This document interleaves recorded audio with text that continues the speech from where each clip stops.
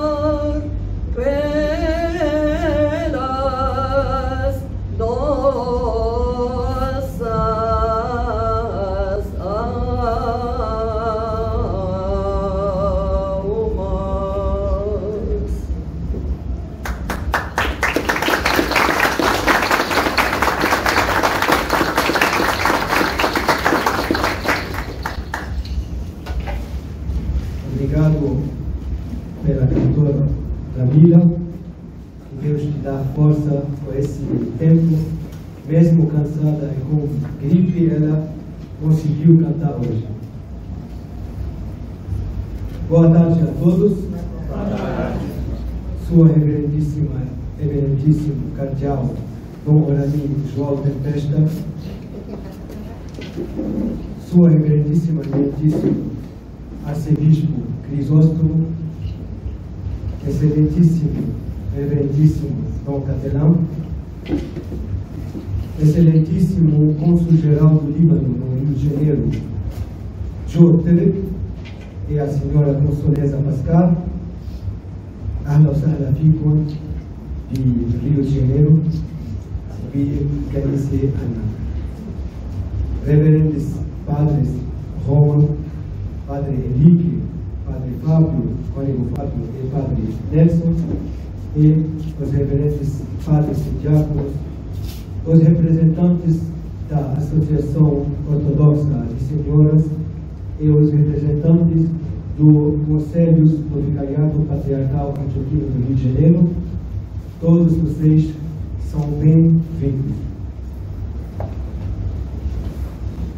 Com grande reverência e sentido de missão, abrimos hoje esse encontro dedicado à memória e ao legado do primeiro Concílio Ecumênico de Niceia, realizado no ano do Senhor de 325.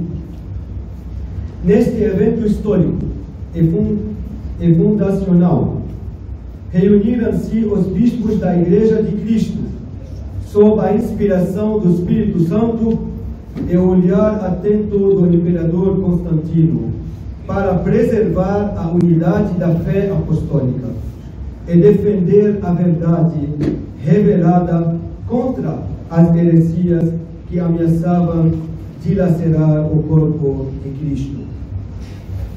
Antes mesmo de Niceia, a Igreja do Oriente já se movia com firmeza e discernimento diante da crise doutrinária provocada por Ário.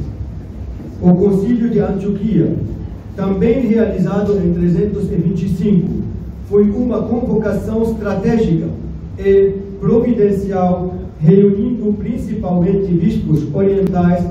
Esse concílio teve como objetivo preparar uma posição clara contra Ario e seus seguidores, condenou formalmente os ensinamentos de Ario, reafirmou a fé na plena divindade de Cristo e elegeu Odácio como bispo de Antioquia, uma figura de firmeza doutrinária.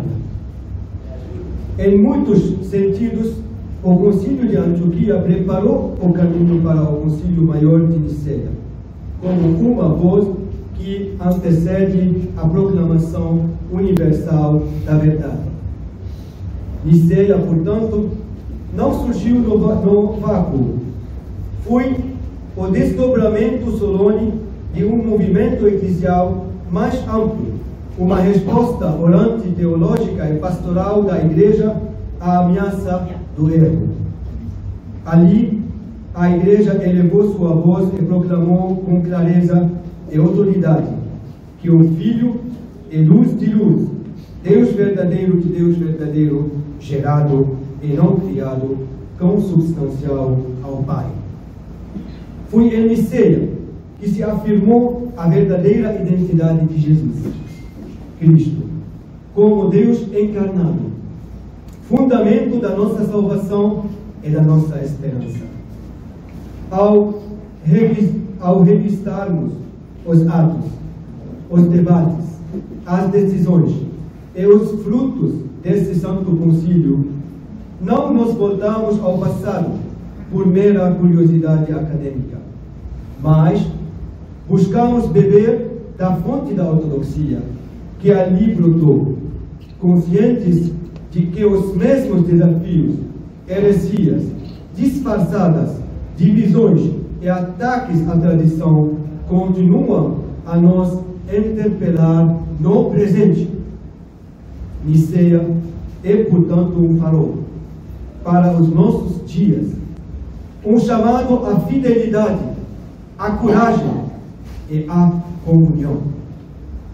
Que este encontro não seja apenas um encontro de estudiosos, mas um encontro de corações desejosos de aprofundar sua compreensão da fé, renovar o compromisso com a Igreja una, santa, católica e apostólica, e proclamar ao mundo, com os santos padres de Niceia, cremos em um só Deus.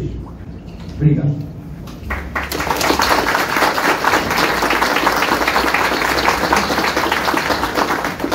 Agora vamos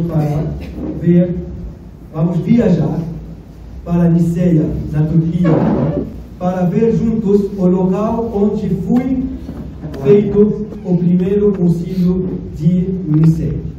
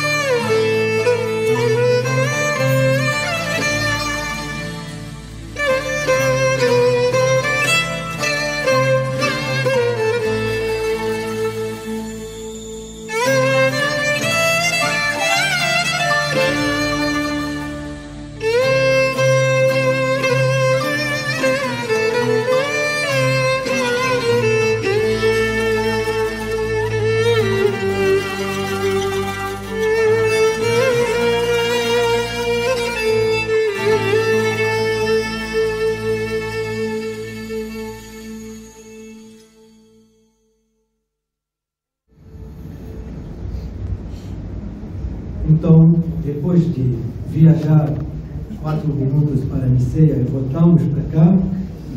Como vocês conseguem também ver, ainda tem alguns ícones, mesmo se esse local já foi transformado para mesquita, para os islãs, mas tem ainda alguns ícones preservados lá.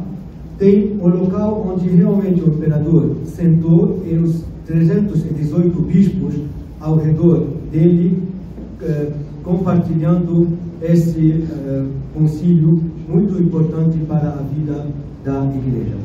Agora vamos nos aprofundar mais sobre o primeiro concílio ecumênico com Sua Excelência Reverendíssima Dom Antônio Luiz Catelan Freira, Bispo Auxiliar da Arquidiocese do Rio de Janeiro. Palavra sua.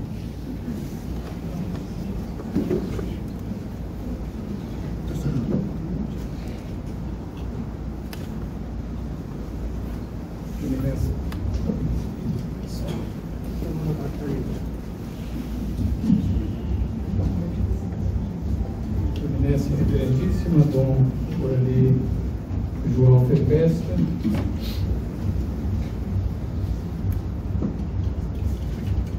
Eminência Dom Crisóstomo, Senhor Arcebispo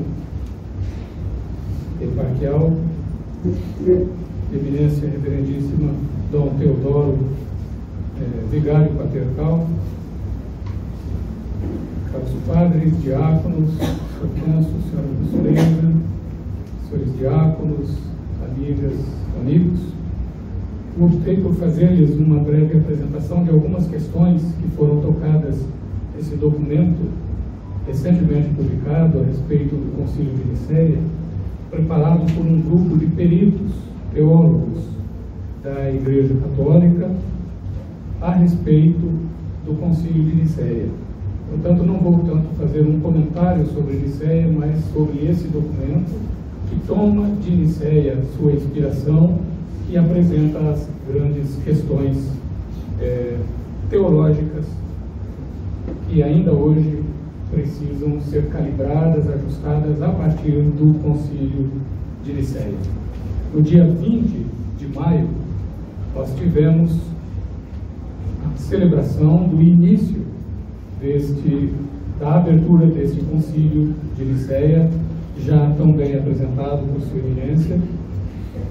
Ainda estamos comemorando os 1700 da duração dele, porque se encerra no mês de julho, considerado o primeiro concílio ecumênico da história da Igreja, embora tenham participado majoritariamente bispos orientais, apenas uma pequena delegação do Ocidente. Legado papal foi o bispo Ósio de Córdoba para a participação nesse concílio, mas como a convocação foi universal e todos os bispos que quiseram e que tiveram possibilidade lá estiveram, ele é considerado então por convocação ecumênico, universal, mas é sobretudo pelo seu conteúdo, por sua definição teológica de valor universal, que ele é então o primeiro da série. E como a Igreja Oriental celebra, inclusive, as igrejas orientais celebram inclusive liturgicamente, com data específica, os santos padres desse concílio, nós na Igreja Latina não temos uma celebração litúrgica comemorativa, celebramos apenas do ponto de vista histórico e doutrinal. Essa marca de ser o primeiro concílio ecumênico ou universal, que coloca num nível que não é simplesmente o primeiro de uma série, para nós latinos, de 22 concílios. Para os orientais, são 8 os grandes concílios. Nós consideramos também os principais concílios do período da Igreja unida, Oriente e Ocidente, na perfeita comunhão ainda. Mas esse concílio de Niceia é considerado num nível acima dos outros 7. É uma espécie de arquiconcílio, protótipo e fonte de toda a atividade conciliar que lhe vem a seguir. E para comemorar essa data, a pedido do saudoso Papa Francisco, essa comissão teológica, dita Comissão Teológica Internacional, publicou no início de abril, esse documento, Jesus Cristo, Filho de Deus, Salvador.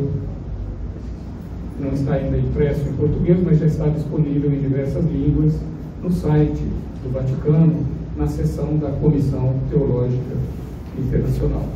Faço questão de oferecer esse exemplar à Sua Eminência Dom Teodoro, em sinal de gratidão pelo convite que nos faz para essa data.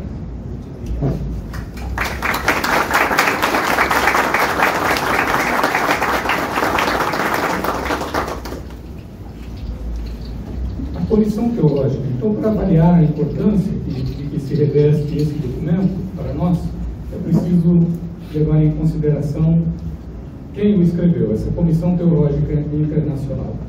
É um grupo de teólogos que foi instituído pelo Papa Paulo VI em 1969, a pedido já, não nas atas formalmente, mas de diversos padres do Concílio Vaticano II. É composto por no máximo 30 especialistas em ciências teológicas, de diversas escolas teológicas de diversas nações, que, segundo os estatutos, se distinguem por ciência, prudência e fidelidade ao magistério. Essa comissão se subdivide em subcomissões para levar à frente trabalhos que são depois apresentados no plenário. Na produção desse livro, desse documento, o Rio de Janeiro tem uma participação especial, porque praticamente ele foi finalizado aqui no Rio de Janeiro, no mês de junho, por um grupo de 10 teólogos e teólogas, que Sua Eminência Dom Rani convidou e recebeu em sua casa para aquela semana de trabalhos aqui em nossa cidade. Então, esses membros são nomeados diretamente pelo Papa para servir na comissão por um período de 5 anos, renováveis diversas vezes, se for necessário, e sua missão é estudar as questões doutrinais de particular importância, especialmente as novas, para ajudar o magistério da Igreja e especialmente o dicastério para a doutrina da fé, em cuja esfera essa comissão é estabelecida. Isso significa que os documentos dessa comissão contêm uma reflexão teológica que os membros da comissão propõem a serviço do magistério da Igreja. E os documentos não são, eles mesmos, magistério oficial. A autoridade deles consiste em ser ofertado ao magistério para apoio do serviço próprio do magistério e por representar uma média do pensamento católico a respeito das questões de que eles tratam. Então, quando esses documentos são aprovados pelo prefeito do dicastério e o Papa determina a sua publicação, eles passam, então, a gozar de grande autoridade teológica. É um documento, portanto, fundamentalmente sobre cristologia, esse comemorativo dos 1700 anos de Nicéia. Essa comissão já tinha abordado questões cristológicas em documentos anteriores, 1979, 81, 83, 95. O presente documento toma como ponto de partida o ensinamento do Concílio de Nicéia e refere-se a vários aspectos do mistério cristão. A partir de Nicéia, trata de questões como a criação, a igreja, a antropologia, a escatologia e, naturalmente, a doutrina de Deus Trindade e de Cristo Salvador. Como esse belo hino que nós ouvimos cantado para iniciar, o documento não se restringe ao que foi definido em Nicéia, ao credo de Nicéia, mas toma o credo niceno-constantinopolitano, como também o hino, no momento em que se refere à divindade de Jesus, diz igualmente com o Pai e com o Espírito Santo, como ficou definido no segundo concílio ecumênico. Talvez por tratar de tantas questões, esse documento final ficou meio um pouco volumoso, fruto do trabalho dessa subcomissão, e ao tratar de tantas questões, algumas delas são apenas mencionadas pela relação que tem com o seu tema central. Nesse sentido, então, o texto do símbolo niceno e os cânones aprovados no concílio, que em conjunto constituem um texto bastante breve, serviram de ponto de partida para oferecer uma ampla reflexão sobre vários aspectos centrais da teologia. Preciso dizer que as atas do Concílio de Nicéia não foram conservadas diretamente. Nós temos acesso a diversas informações sobre o Concílio de Nicéia por cartas que trocaram seus participantes, outros personagens, por relatos que se encontram em obras teológicas que procuram refletir sobre o legado do Concílio de Nicéia, mas os atos diretamente do concílio, na sua narrativa direta, nós não os temos. E nem mesmo do símbolo niceno. Nós temos já na versão niceno-constantinopolitana. E pelas anotações das atas do Concílio de Constantinopla, aí sim nós sabemos quais foram as modificações inseridas nele para explicar melhor a fé, feitos em Constantinopla, e indiretamente temos, portanto, a informação sobre a composição própria do símbolo niceno. A estrutura desse documento, a celebração, então, dos 1700 anos do Concílio de Nicéia constitui um convite urgente à Igreja para redescobrir o tesouro que lhe foi confiado e para dele beber e partilhar com alegria, num renovado impulso e numa nova etapa de evangelização no mundo contemporâneo. Para tanto, o documento oferece uma leitura doxológica do credo, do símbolo. Devido ao seu uso litúrgico, o documento comenta o credo niceno-constantinopolitano no seu primeiro capítulo. A Comissão Teológica descreve, então, o impacto da fé professada pelo credo na vida da Igreja, em particular na sua vida litúrgica e na sua oração. Por isso, o segundo capítulo do documento é a apresentação e breve comentário de diversas catequeses, hinos e orações litúrgicas que receberam o dogma niceno, a declaração nicena da consubstancialidade do Filho com relação ao Pai, e transforma isso em catequese para ser recebido por toda a Igreja qual verdade salvífica, e é apresentado no culto da Igreja, na oração da Igreja, mostrando uma vez mais a correlação que há de um adágio muito caro para nós teólogos latinos, que é lex orandi, lex credendi. O modo como se ora é o modo como se crê. A lei da oração é a lei da fé. O que cremos está contido na nossa oração.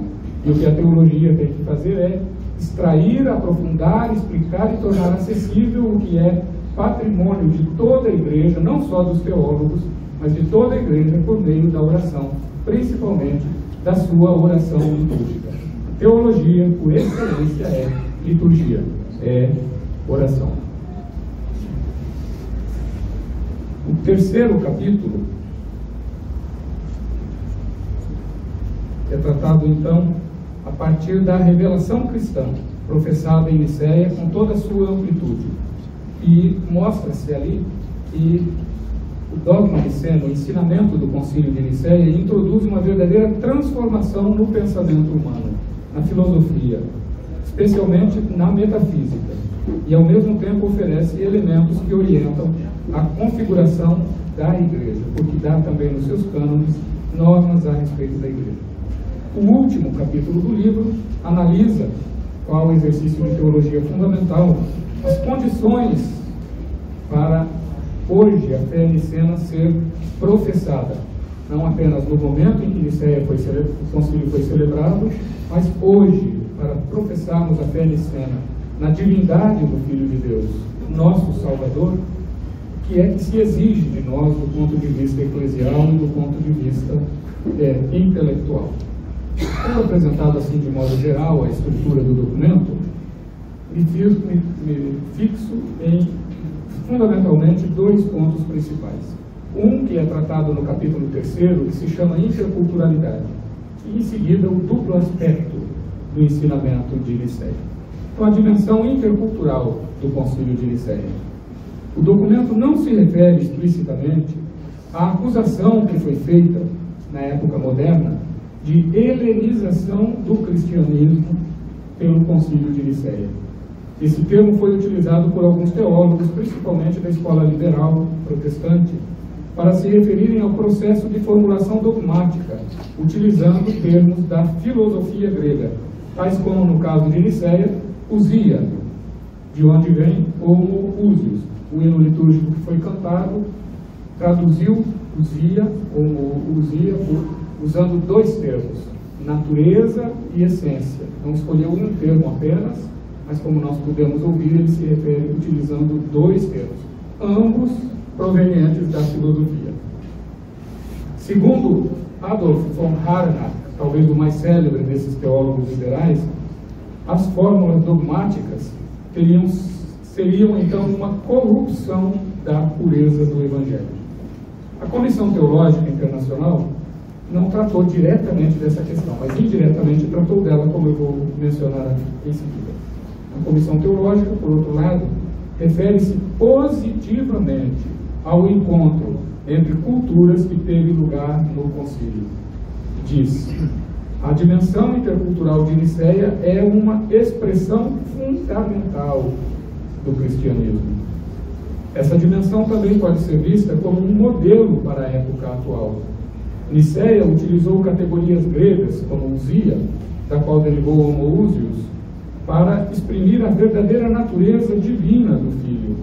A Igreja, como se lê no número 89 desse documento, a Igreja exprimiu-se com essas categorias gregas de modo normativo, e elas estão, portanto, para sempre ligadas ao depósito da fé.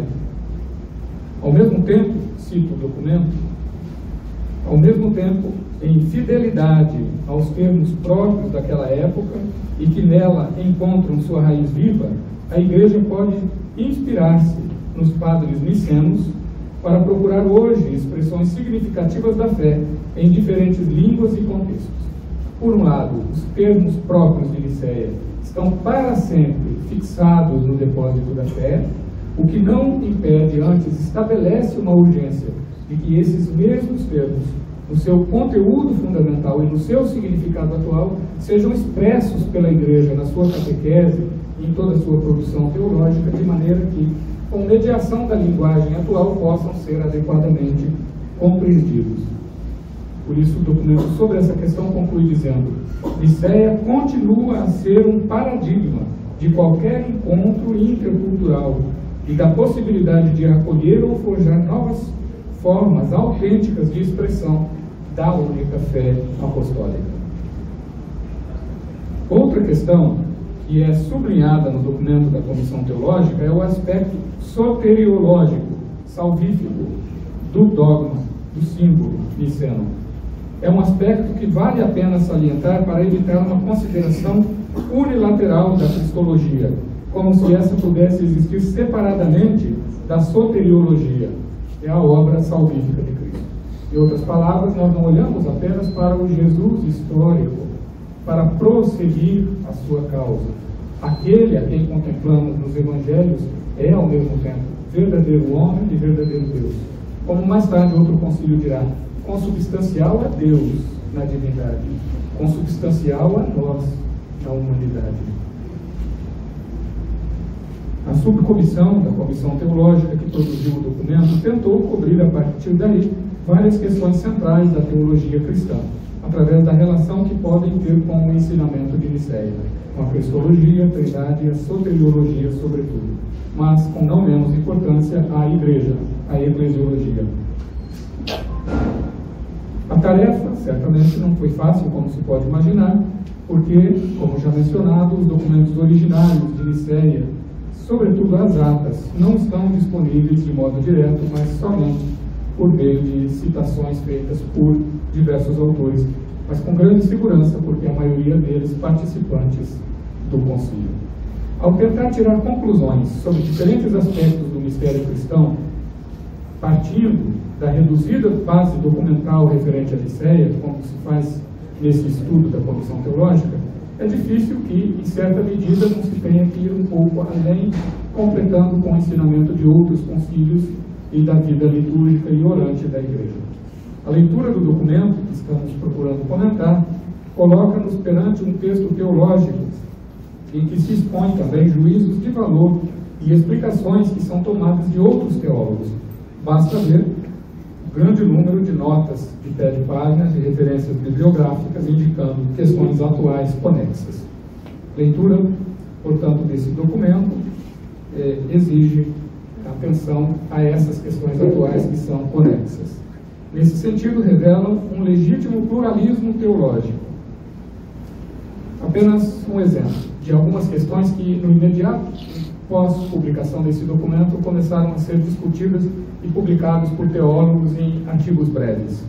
no número 87, nós lemos que o autor dos Atos dos Apóstolos se inspira na poesia épica da Odisseia para narrar as viagens de Paulo. Essa afirmação foi discutida por alguns. Ou então, certas passagens do Novo Testamento trazem traços de um vocabulário ontológico grego. Outros acharam de discutir essa afirmação. Outros ainda, um texto que está numa nota e diz, por exemplo, o egoimi no quarto evangelho, ou a terminologia de Hebreus é fortemente influenciada pelo vocabulário filosófico. Nos interessa, sobretudo, a dupla fidelidade que o ensinamento de Nicéia comporta. O documento não pretende oferecer uma nova reconstrução histórica da Assembleia Nicena Venerável, mas sim mostrar a relevância do evento de Nicéia para a vida da Igreja e, de modo mais geral, para a vida humana. Nesse sentido, o documento está mais voltado para o presente do que para o passado, e se encontra nele o caráter salvífico da fé nicena e suas consequências para a antropologia, para a nossa compreensão da pessoa humana e também para o diálogo ecumênico. Esse breve comentário concentra-se em duas perspectivas destacadas pelo documento. Nicéia como ponto de chegada na profissão do evento Cristo no mundo grego, que já foi devidamente destacado, inclusive pelo concílio que foi celebrado no Sínodo Regional, celebrado anteriormente em Antioquia, e tinha havido ainda outro anteriormente que reuniu bispos egípcios e líbios para a discussão dessa questão. Então, Nicéia é ponto de chegada de uma intensa atividade teológica e eclesial. Mas importa ver também em Nicéia um ponto de partida, isso é, como modelo permanente para a enculturação da fé. O concílio não pretendia introduzir algo novo na fé apostólica, mas explicar a fé batismal de Jesus Cristo, Filho de Deus Salvador. A novidade deriva sempre do evento Jesus Cristo, de sua encarnação, de sua relação filial com Deus, seu Pai, da cruz, da ressurreição portadora de uma nova compreensão de Deus e do ser humano.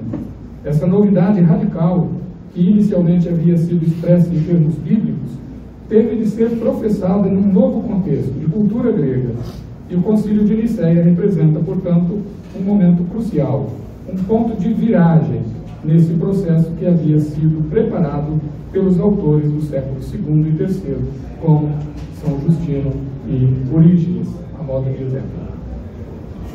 O antigo debate sobre a helenização do cristianismo, ao qual já me referi, pressupunha que a língua grega era uma ameaça à novidade cristã.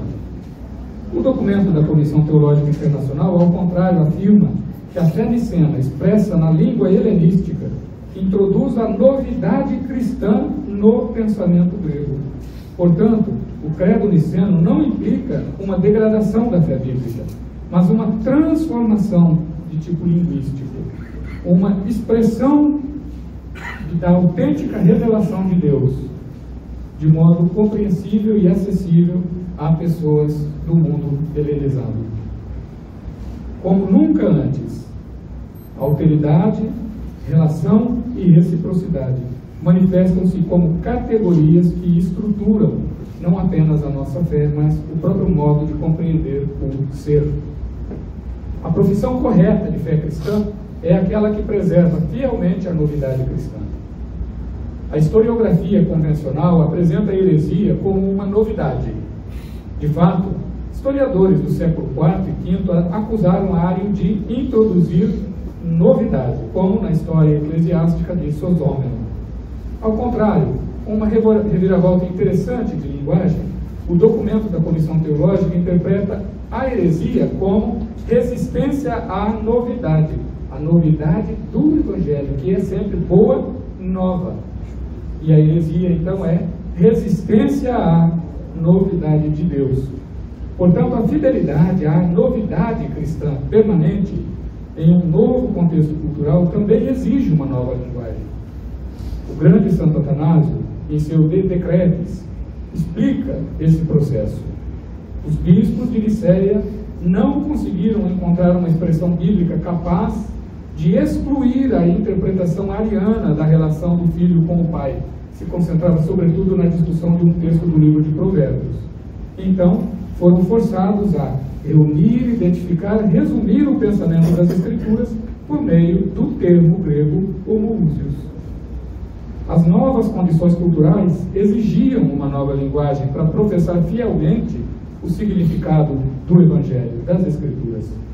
Em outras palavras, a fé nicena buscava expressar em termos filosóficos a relação eterna do Filho com o Pai. A mesma relação que Jesus realizou historicamente, especialmente em sua oração, como é narrada nos Evangelhos. A íntima relação histórica de Jesus de Nazaré com Deus, seu Abá, tem o seu fundamento último na relação eterna do Filho e do Pai, que a expressão nicena professa. O Filho é consubstancial ao Pai, gerado, não criado. Os padres, para explicarem essa diferença, usavam uma analogia de um artista que tem também um filho. A obra que ele produz, por mais perfeita que seja, é criação. E o filho, ainda que fisicamente não fosse tão perfeito, é geração. Um filho é gerado, uma obra é criada. Gerado, não criado, é o modo de afirmar essa relação eterna e essa identidade divina. Portanto, preservar a tradição não significa repetir invariavelmente os mesmos termos apenas. Por mais veneráveis que sejam esses termos e que precisam efetivamente ser conservados, é necessário expressar novamente, no mundo catequético e teológico, em uma linguagem apropriada à fé apostólica celebrada no batismo. A revelação cristã é histórica, não apenas porque ocorreu na história de Jesus, mas também porque é transmitida, reformulada, professada na história humana. Para que a revelação seja acessível às novas gerações, ela deve ser transmitida na linguagem de cada ambiente cultural. Este é o esforço empreendido pela Assembleia Venerável em Nicéia. Segundo a narrativa de Santo Atanásio, diante da ambiguidade da heresia, a Assembleia Nicena buscou, por assim dizer, uma expressão unívoca da fé, e para tanto integrou duas expressões ao credo. Contudo, e aqui reside o paradoxo, no próprio momento em que a expressão consubstancial ao Pai foi integrada ao credo, foi necessário esclarecer seu significado autêntico. Não se diria que ele era consubstancial segundo a paixão dos corpos, nem que ele veio a subsistir do Pai segundo uma separação ou alguma divisão, como Eusébio em uma carta narra. Além de outras considerações, é importante notar que, mesmo o credo niceno, talvez o texto magisterial mais solene da Igreja, como toda palavra humana, requer uma interpretação. Assim, a Assembleia Nicena não é apenas o ponto de chegada, mas também um modelo para as gerações subsequentes. O Concílio de 325 oferece um paradigma para cada etapa da renovação do pensamento cristão. Nicéia, portanto, indica uma tarefa, e a celebração de seus 1.700 anos nos torna ainda mais conscientes dessa tarefa. Diante de novos universos culturais distantes da cultura grega antiga, a Comissão Teológica Internacional recorda que, por um lado, em Nicéia a Igreja se expressou com categorias gregas de modo normativo, indicando um ponto de referência necessário, e que, por outro lado, a Igreja deve inspirar-se no processo concluído pelo Concílio para buscar hoje novas expressões de fé, que sejam não novas novidades na fé, mas expressões adequadas e significativas para diferentes línguas e contextos. Esse processo, tão delicado quanto necessário, exige uma dupla fidelidade. Fidelidade ao passado, atenção particular ao estudo histórico das fontes, ao conteúdo normativo da nossa fé, presente na profissão de fé e na nossa liturgia. Mas também fidelidade ao presente, condição necessária para um diálogo autêntico entre o Evangelho e os homens e as mulheres de hoje. Essa dupla fidelidade, descrita no documento, mostra o caráter dinâmico da tradição, que não consiste em simplesmente repetir, mas em professar sempre de novo, de modo significativo, a novidade salvífica do evento Jesus Cristo, que revela a verdade de Deus, a nossa verdade, e nos comunica a salvação. Muito obrigado pela paciência de vocês.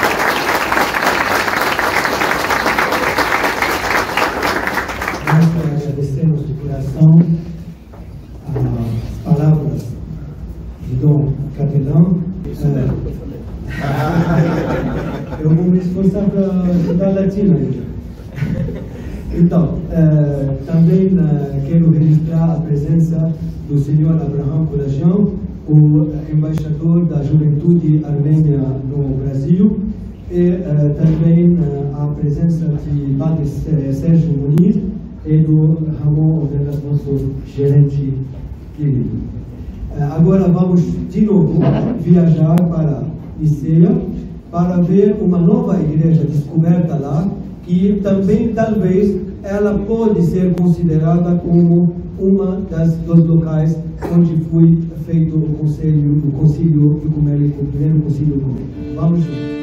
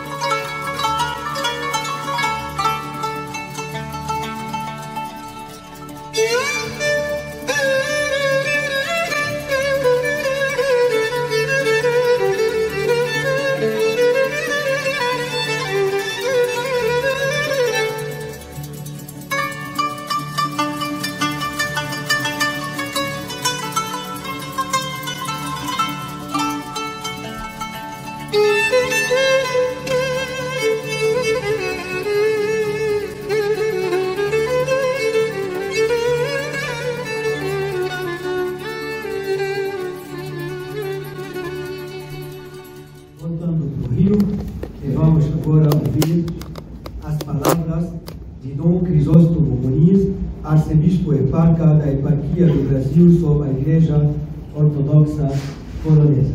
Palavra sua.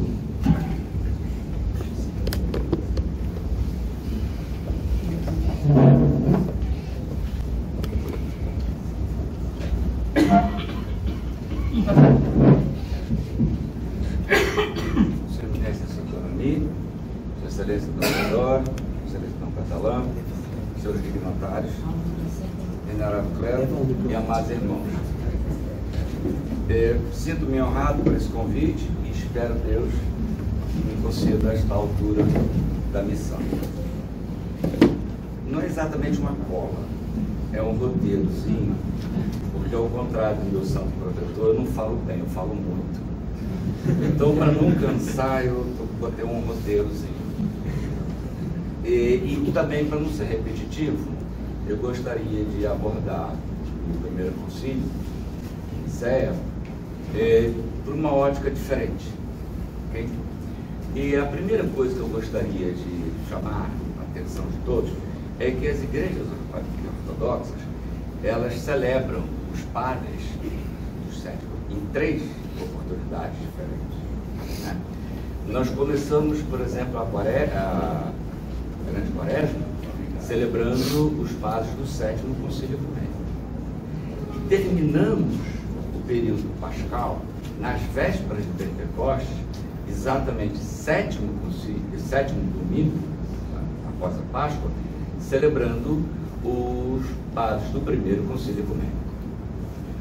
Depois temos uma outra comemoração, que é dos padres dos 6 primeiros concílios ecumênicos, que é celebrado no 7º mês do ano, em julho.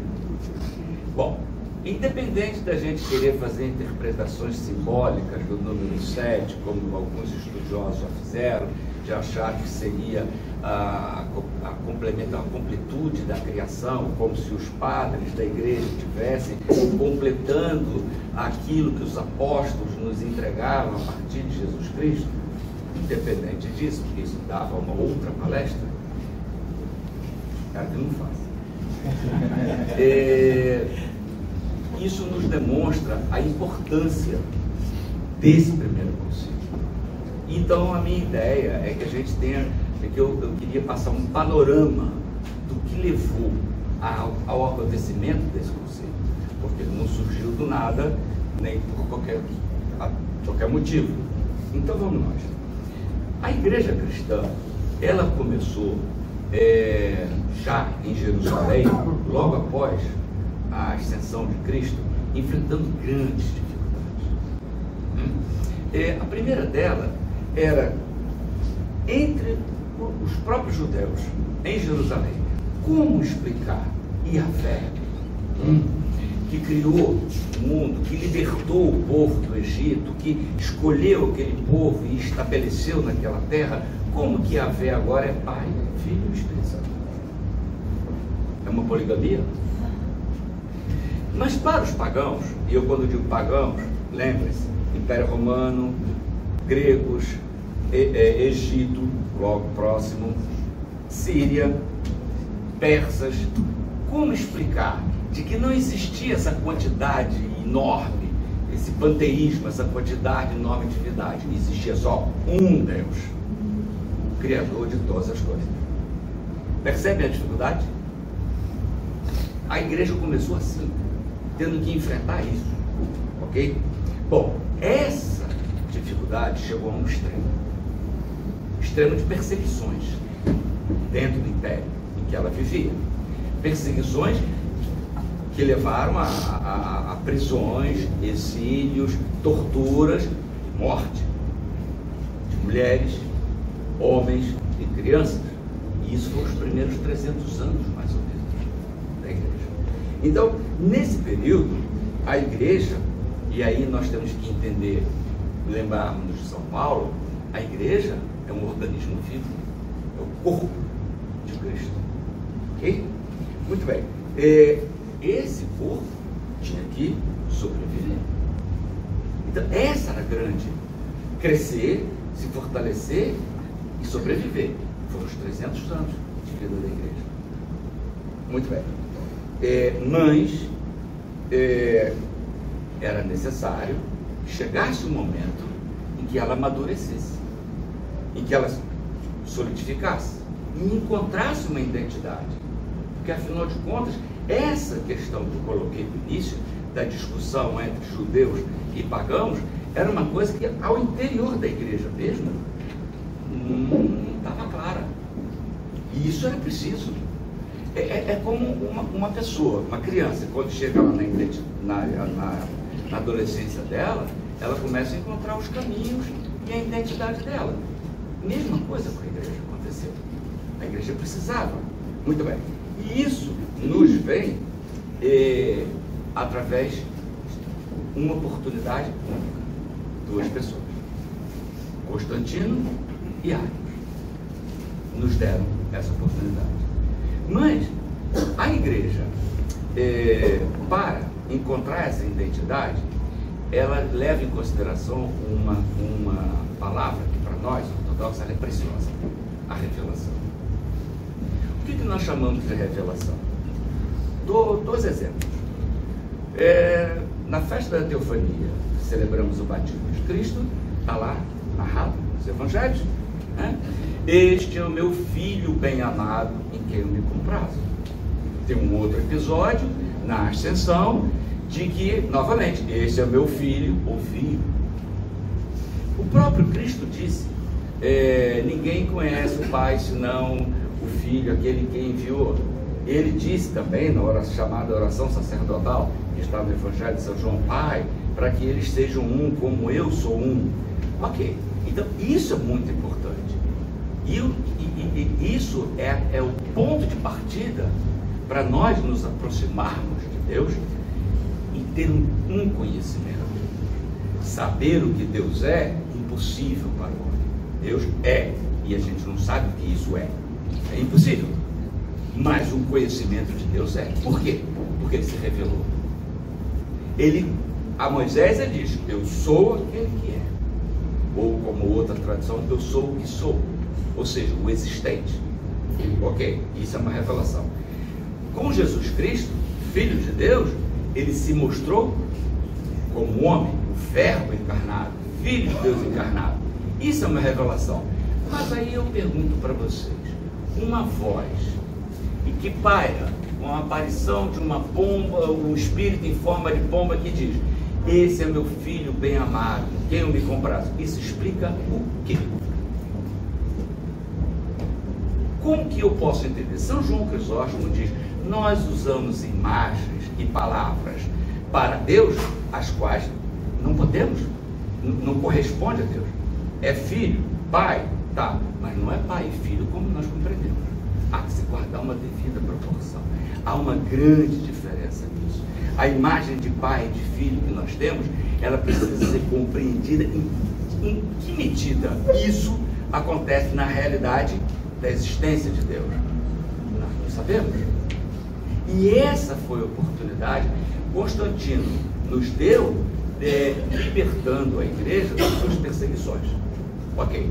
Esse momento, quando a igreja já não precisava mais se preocupar com a sua sobrevivência, a igreja então teve tempo, teve energia e espírito para pensar quem nós somos, quem somos nós, e encontrar a sua identidade. E isso veio através de Arius. Porque Arius, um padre de Alexandria, e diz inclusive um bom padre, muito piedoso, e cuidado com esses padres muito piedosos, ele fez o seguinte raciocínio, e é isso que nós temos que estar atentos. Ele fez o seguinte raciocínio: se Deus é infinito, Deus é inefável, Deus é desconhecido, Deus é transcendente, como que ele viveu em Jerusalém, comeu peixe, andou de barco, conversou com as pessoas? Como é que pode isso? Agora eu pergunto, o raciocínio de Arius está errado? Não está. Mas aí é que está a questão. É que o raciocínio, a lógica e o racional não é suficiente para nós nos aproximarmos e conhecermos Deus. É necessário algo a mais. E isso aí é o primeiro valor que os padres do primeiro concílio em Nicéia nos deram. Por quê? A inteligência racional não é suficiente. É necessário sabedoria. E o que significa sabedoria pelo ponto de vista da igreja? Sabedoria pressupõe humildade. Pressupõe amor. E é aí que reside a base do que nós chamamos de teologia. Teólogos, diálogo com Deus. E veja que a igreja só deu esse título para três: São João Evangelista, São Gregório Nazianzo e São Simeão Novo Teólogo. Quem mais tem esse título? Mesmo São João Crisóstomo, São Basílio e o Gregório Nissa são doutores da igreja, como a igreja latina também tem os seus doutores. Ok? Muito bem. Mas a teologia existe. Ok?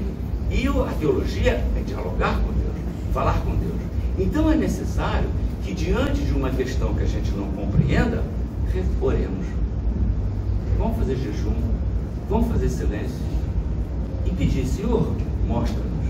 E Ele mostra. E Ele mostra. E foi exatamente isso que aconteceu com os padres do primeiro concílio. Eles buscaram, quando Arius, não vou me repetir, apresenta essa heresia, e essa heresia se espalhou como um rastilho de pólvora, porque ele apelou para vários grandes teólogos e bispos na igreja, e isso criou quase que partidos antagônicos, né? São Gregório de Nissa diz que ia-se no mercado e o cerealista dizia que o pai é igual ao filho. Ia no mercado e o peixeiro dizia de que o filho tem a mesma substância do pai. Ou seja, discutia-se essa questão de uma maneira muito contundente, como hoje a gente discute o IOF, das operações financeiras. É tão importante. Naquela época, isso era muito importante, era crucial. E isso mobilizava toda a igreja. Não era só uma questão de padres e bispos, era de toda a igreja, do povo. Isso precisava ser resolvido. E então, eles se reúnem, convocado por Constantino, porque ele começa a perceber que o império tem uma questão ali que está criando uma turbulência muito grande, e ele então ele chama os bispos, vamos botar ordem nesse negócio. E ele então, como o primeiro, né, servidor da igreja e responsável pelo império, ele decide convocar um concílio. E esse concílio é reunido na cidade de Nicéia, como nós vimos, né, já fomos lá, já voltamos 2 vezes.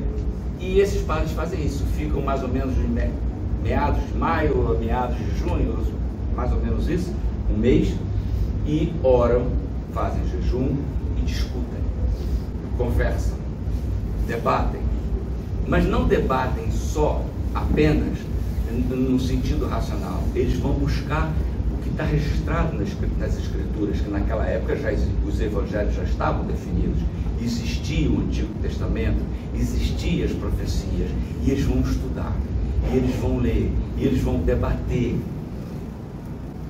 e também na tradição oral, porque a tradição da igreja ela não está registrada só nas páginas da Sagrada Escritura da Bíblia.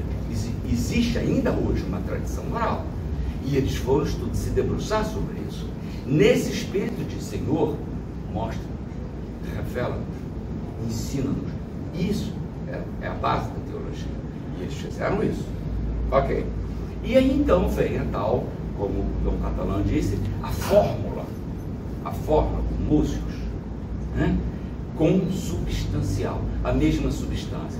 Ora, o Cristo não disse na oração sacerdotal, que está lá em São João, Pai, para que eles sejam um, como eu sou um contigo. Mas aí, como é que é isso? A gente, ser humano, carnal, ser um com Deus, como Cristo é um com o Pai.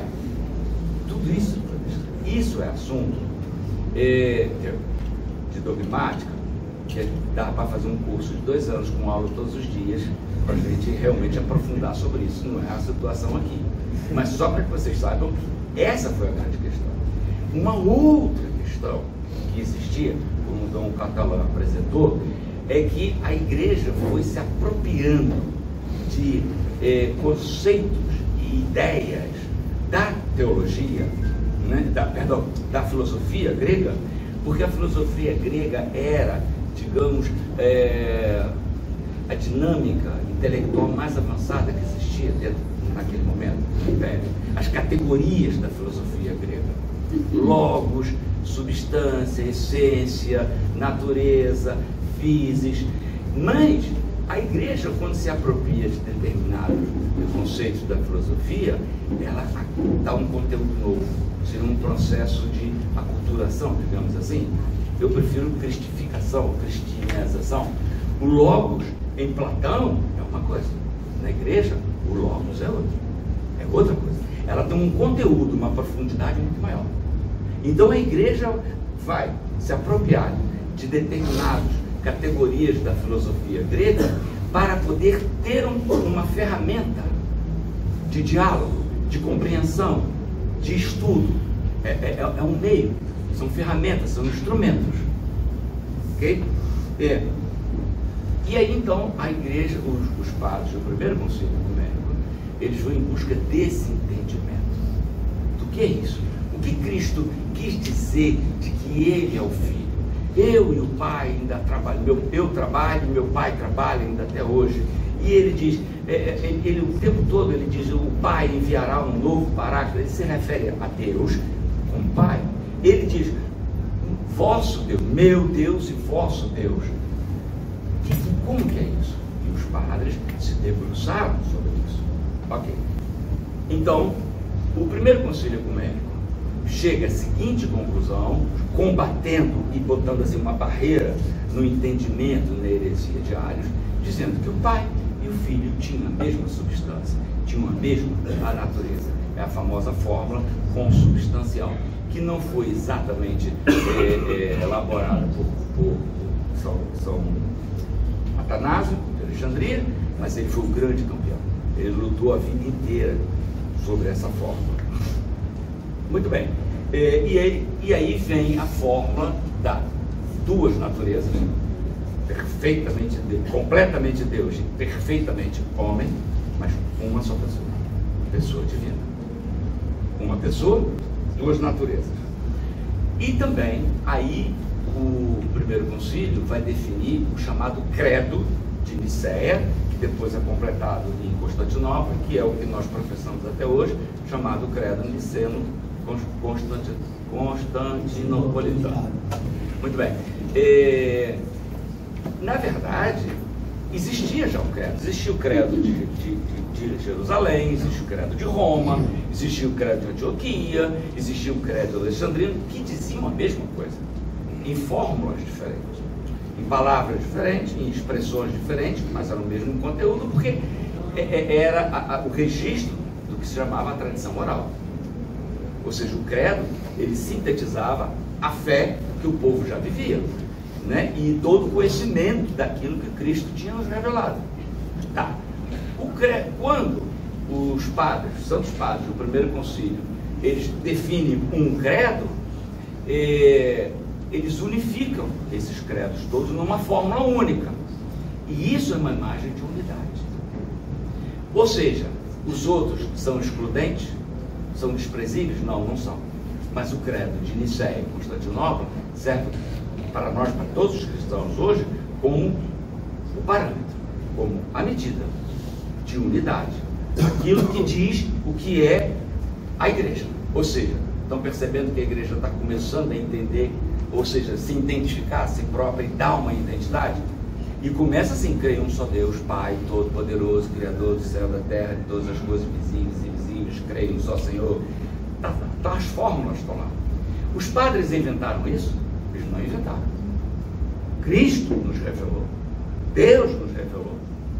Eles registraram.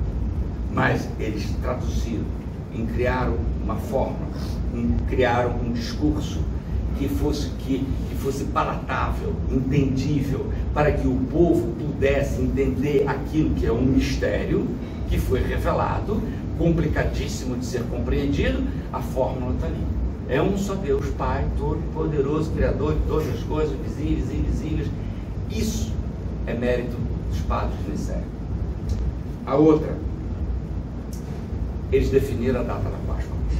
E aí, então, agora a gente já começa a entender por que a Quaresma começa comemorando os padres do sétimo concílio e termina o ciclo das festas móveis, que o centro dela é a Páscoa, exatamente no domingo anterior ao término desse ciclo, comemorando os padres do primeiro concílio ecumênico. Por quê? A princípio, a Páscoa, até então, ela estava vinculada ao 14 do Nisan dos judeus, porque o Cristo celebrou a Eucaristia no 14 de Nisan com seus apóstolos e instituiu o sacramento da Eucaristia naquele dia, né? Tomai e comeis do meu corpo, tomai e bebeis do meu sangue, e assim continuou. Mas acontece que o cálculo dos judeus, o ciclo lunar dos judeus é diferente do ciclo de que os cristãos adotaram dentro do Império, que é solar. Então, acontecia de que às vezes a Páscoa, ela caía antes do equinócio. Antes do equinócio, que para nós é de outono, no hemisfério norte, equinócio de primavera. E Cristo não celebrou, quando ele celebrou, foi após o equinócio. Então, o equinócio de outono para nós, no hemisfério norte de primavera, ficou sendo um limite. Hoje ainda existe uma diferença de cálculo entre a igreja latina e a igreja ortodoxa. Não é esse o cálculo, não é. Mas a resultante é mais ou menos isso. Os latinos celebram a Páscoa no primeiro domingo depois da lua cheia, após o equinócio. Funciona assim. Os ortodoxos na primeira lua cheia do mês de março, que é onde bate o equinócio, 5 domingos depois é Páscoa. Por isso que às vezes empata as duas Páscoas e às vezes não. Porque às vezes março tem 2 luas cheias. Lá pelo início do mês você tem uma lua cheia, Quando chegar lá no final do mês, você tem outra, né? Bom, o certo é que nesse concílio ficou definido isso. Não se celebra mais a Páscoa junto com os judeus, nem antes do equinócio. Ok, isso ficou estabelecido entre orientais e latinos, apesar de haver ainda uma certa diferença no cálculo entre os dois. Bom, e aí esse concílio ganhou o epíteto, o nome de ecumênico. Bom, ele é ecumênico em duas dimensões, ou em duas interpretações. Uma é porque você tinha bispos, e padres e monges, todo quadrante do mundo habitado, chamado na época, né, que era o Império, e algumas fora das fronteiras do Império. E naquela época existia em torno de 1.800 bispos, e o concílio reunia uns 300, uns diz 315, outros 318, ok. Não é, ou seja, parece uma proporção pequena, mas não é necessário estar todos os bispos, é necessário ter representantes. Por exemplo, Roma enviou dois representantes. Ok, está lá. Então, é por isso que é chamado de ecumênico. Até você pode entender assim, mas o verdadeiro conteúdo que se dá ao nome ecumênico é porque, uma vez que foi decidido, as decisões em concílio foram aceitas por todo mundo. De Roma, Alexandria, Síria, todo o Império, todos aceitaram. E aí tem um outro mistério, que para mim, é uma das provas da presença do Espírito Santo nessa Assembleia. É que, se existe a graça que consegue o dom da palavra, tem que haver também o dom do acolhimento. Ok? Vejam bem, eu não mencionei São Gregório, que ele ia no mercado, as pessoas estavam discutindo.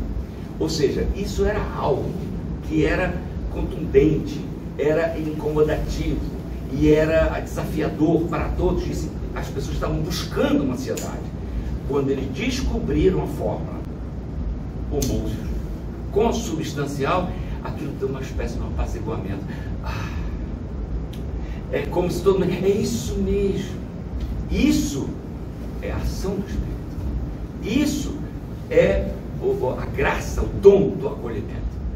E o trabalho dos padres reunidos ali naquela igreja que o Dom Teodoro nos mostrou, eles serviram como veículo, como instrumentos.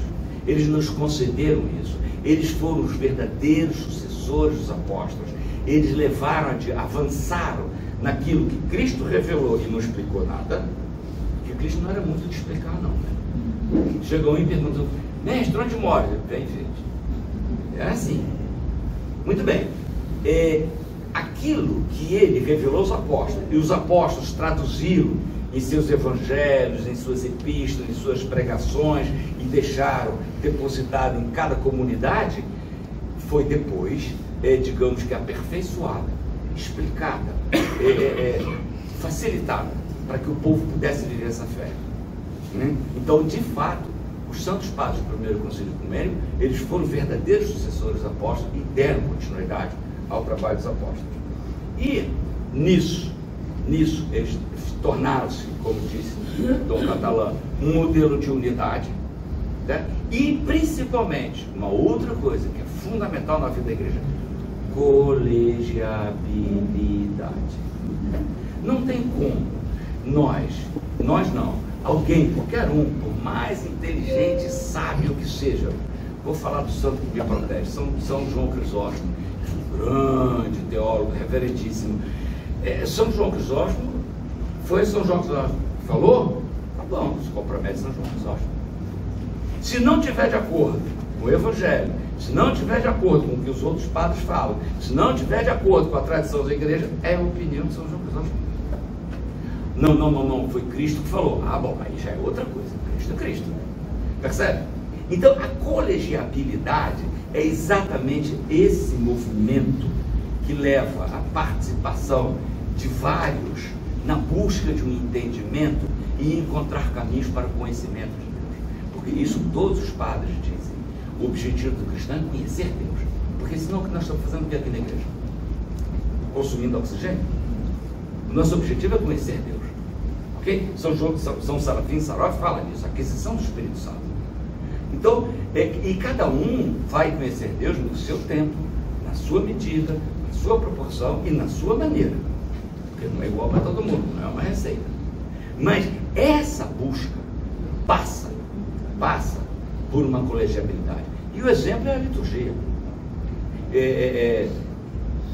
Cristo disse, onde tiver 2 ou 3 em meu nome, lá eu estarei. Não faz sentido para nós ortodoxos um presbítero dizer, eu já estou a fim de comungar, eu vou celebrar para mim. E celebra para si próprio. Não faz sentido. Ele é a continuidade do sacerdócio da antiga aliança. Ele sacrifica aquilo que é oferecido. Então é necessário que tenha 2 ou 3 que tenham oferecido. E Cristo prometeu que lá estaria. Isso já é a imagem da colegialidade. Então a vida litúrgica é isso. E os santos padres, óbvio, que eles devem ter celebrado, não existe registro sobre isso, mas é capaz de eles terem celebrado durante esse mês, eles terem celebrado enquanto estivessem reunidos, né? Mas de qualquer forma, a essência, a ideia da colegialidade está lá. E isso eles nos deixaram por herança, ok? Então é isso que faz a igreja ser uma, santa, católica e apostólica. É uma coisa só, ok? Eu escrevi um negócio que eu não sei nem porque eu escrevi. Bom, mas aí é isso. Os padres do primeiro concílio ecumênico, e eles se reuniram, a imagem do próprio concílio de Jerusalém, e veja bem, já em Jerusalém, entre os apóstolos, houve uma querela, que era fundamental para a igreja. Fundamental, né? Entre São Pedro e São Paulo. São Pedro tinha a postura, a ideia de que era necessário que, para ser cristão, como todos eles que eram judeus se reuniam no templo, eles continuavam com as práticas judaicas, e aos domingos se reuniam para partir o pão, como se chamava na época. Ok. E São Pedro achava que isso era o caminho, que a igreja tinha que seguir esse caminho. São Paulo teve a intuição, ou a inspiração, melhor dizendo, de que não, de que Cristo veio para salvar não apenas os judeus, mas toda a humanidade, toda. Então, não era necessário ser judeu, nem ser circuncisado. Isso foi uma querela muito grande entre Pedro e Paulo, e entre os discípulos de Pedro e os discípulos de São Paulo. Então, como é que se resolve isso? Vamos a Jerusalém, e encontramos alguém que seja neutro, no caso foi São Tiago, o bispo de Jerusalém, que presidiu o concílio, e vamos discutir. E a posição de Paulo foi aceita por todos, inclusive por Pedro. Porque Pedro depois se submeteu e pregou também para não-judeus. Depois que ele saiu de Jerusalém, foi para Antioquia, fundou a primeira igreja em Antioquia, depois fez mais um périplo em Roma, e ele então pregou. E assim nós estamos aqui, porque senão tínhamos que ser todos judeus para poder estar aqui. Então esse primeiro concílio, que chama-se o Proto-Concílio de Jerusalém, ficou como exemplo e imagem para esse primeiro concílio ecumênico. E essa experiência da igreja ficou como uma imagem do que a igreja é. Irmãos que são diferentes, podem discordar, mas sempre tem, com a graça do Espírito Santo, a capacidade de encontrar o caminho que Deus nos oferece, que a gente às vezes nem sempre consegue ver. E então aqui é necessário que irmãos, em oração, em colaboração, nos ajudem a encontrar. Foi esse o exemplo dos santos padres. Bom, eu agradeço a paciência de todos. Muito obrigado.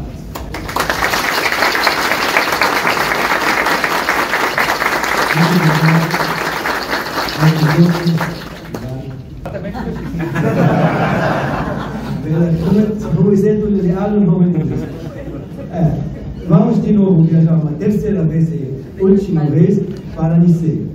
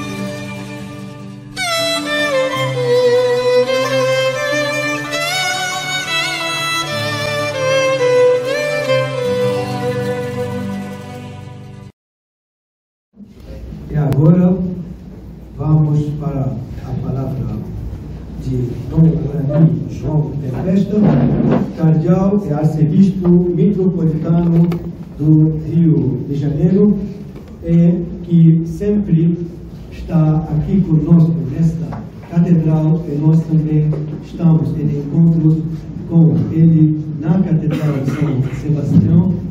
Hoje, juntos, vamos celebrar os 1700 anos do primeiro Concílio Ecumênico. Vossa Eminência, por favor.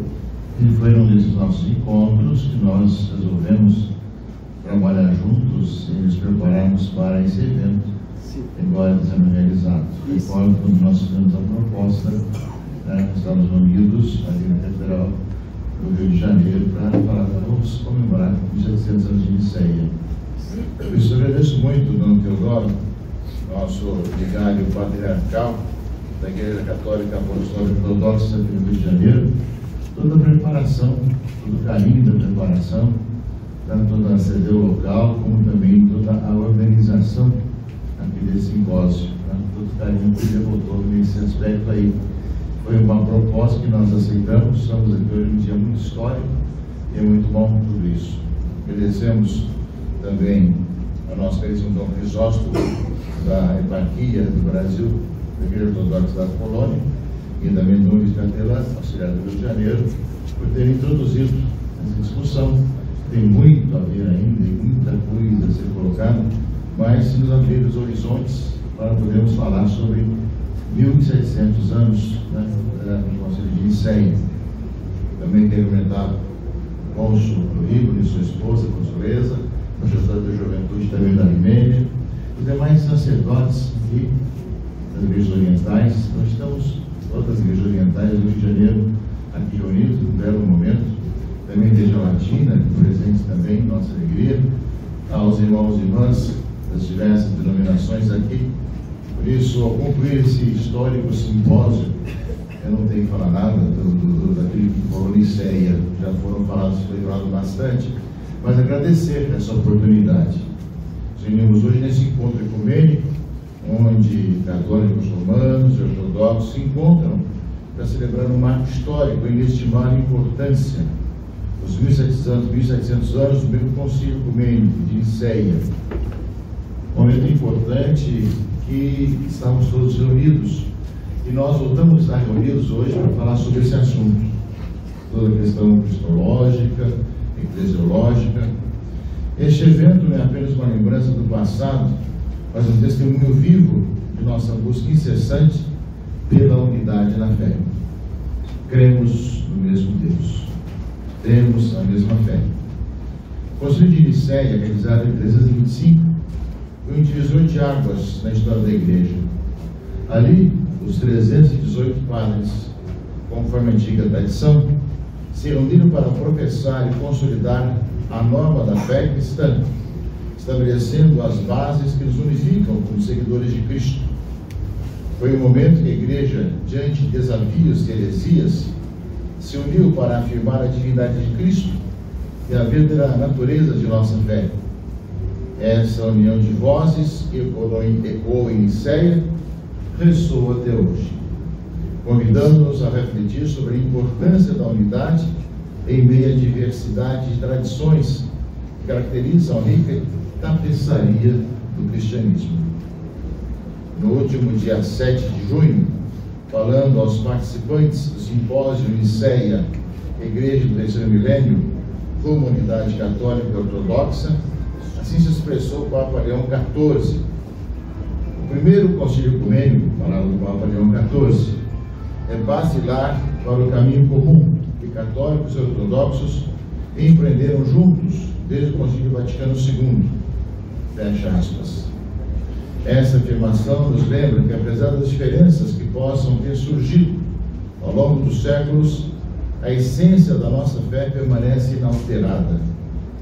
O Concílio de Nicéia não é apenas um evento do passado a ser comemorado. Ele é, de fato, o concílio por excelência, que nos convoca a um diálogo renovado, que é um compromisso compartilhado com a verdade do Evangelho. Ao longo dos anos, temos esforçado para fortalecer os laços entre nossas tradições, encontros, reuniões, celebrações. O diálogo iniciado em Niceia deve continuar a ser cultivado, não apenas em nossos encontros formais, mas em nossas comunidades, em nossas vidas cotidianas. Nós precisamos trabalhar juntos para superar os obstáculos que ainda nos separam, sempre buscando a unidade que Cristo desejou para a sua igreja. Este ano, por providência, tivemos a Páscoa na mesma época. É um chamado para que juntos possamos ser a luz que ilumina os caminhos da humanidade, cheia de guerras, incoerências, situações difíceis, refletindo a mensagem de amor e reconciliação que Jesus nos deixou. Neste momento de celebração, somos chamados a olhar para o futuro com esperança. Nós, católicos, temos o ano de jubilar da esperança.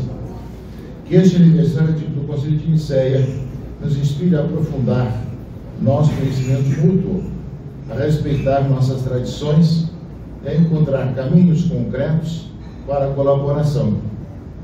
Que possamos juntos ser sinais de esperança e de luz, que Cristo, em um mundo que tanto necessita de paz e reconciliação.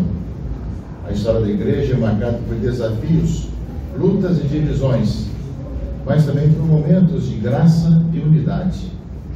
O Concílio de Niceia representa não apenas um marco na definição da fé, mas uma oportunidade de relembrarmos que, acima de tudo, somos chamados a viver o amor de Cristo, e assim, através do diálogo fraterno, cultivar o entendimento mais profundo do depósito fidei. Convido a todos a renovarmos o nosso compromisso com a unidade e a fraternidade, lembrando sempre que somos todos parte do corpo de Cristo. Que nossas vozes se unam em oração e ação, guiadas pelo Espírito Santo, para que possamos, de fato, refletir a glória de Deus em nossas vidas e em nossas comunidades. Que este encontro seja mais uma etapa nessa era de colaboração e compreensão entre nossas tradições. Possamos sair daqui inspirados a viver o Evangelho, a servir os necessitados e a buscar a paz juntos. Deus abençoe a todos e que a luz do Senhor ilumine nosso caminho enquanto avançamos nessa jornada de fé. Muito obrigado.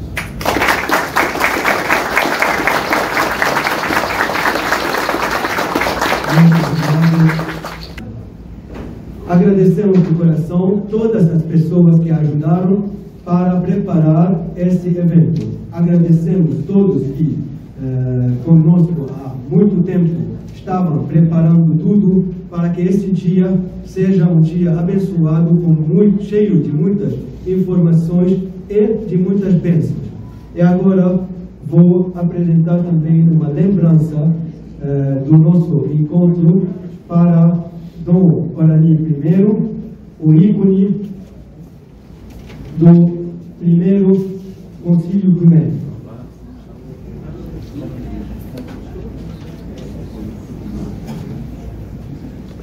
Dom Guarani, por favor, o ícone do primeiro Concílio Ecumênico. Uma lembrança.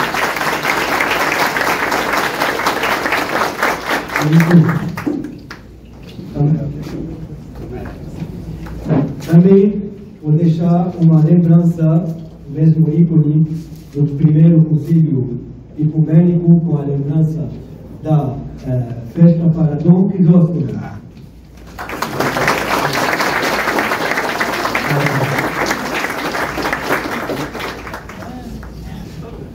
E também Dom Caterã a receber nosso ícone. Obrigado pela palavra.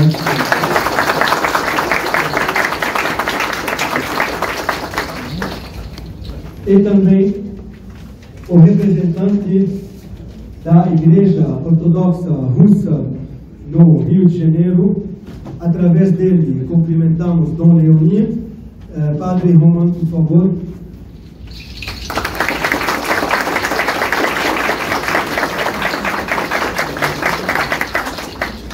é para o representante da Igreja Ortodoxa Grega do Rio de Janeiro.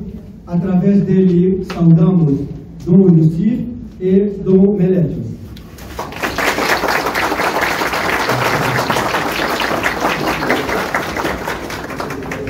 Então, essas são as nossas lembranças. Também uma última lembrança para o cônsul geral do Líbano, com símbolo de bem-vindos.